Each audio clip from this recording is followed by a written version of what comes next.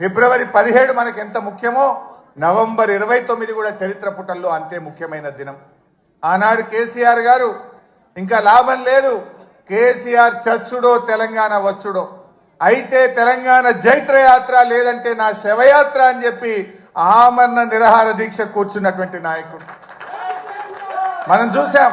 గాంధీజీ గారి సత్యాగ్రహం చూసాం, పొట్టి శ్రీరాములు గారి ఆమరణ దీక్ష చూసాం.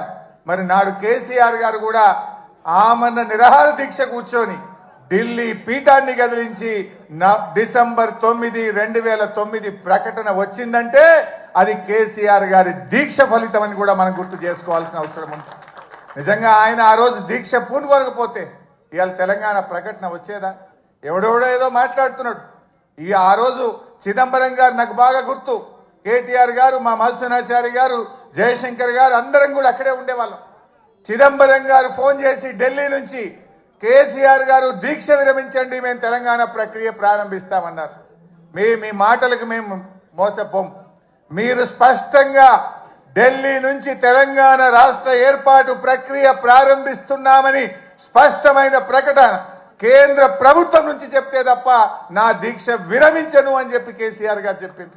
అప్పటికి 11 రోజులైంది.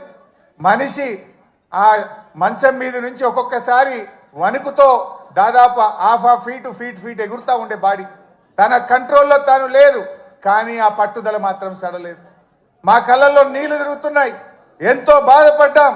కానీ ఆయన మాత్రం కేంద్ర ప్రభుత్వం తరఫున రాష్ట్ర ఏర్పాటు ప్రక్రియ ప్రారంభమైందంటేనే దీక్ష విరమిస్తా అన్నాడు. ఆ రోజు మీరే రాసి పంపండి అంటే జయశంకర్ సారు తన స్వహస్తాలతో తెలంగాణ రాష్ట్ర ఏర్పాటు ప్రక్రియ రాసి ఢిల్లీకి పంపిండు. గదే చిదంబరం గారు ఢిల్లీ నుంచి అనౌన్స్ చేసింది. అది ఆ రకంగా తెలంగాణ తెచ్చుకున్నాం.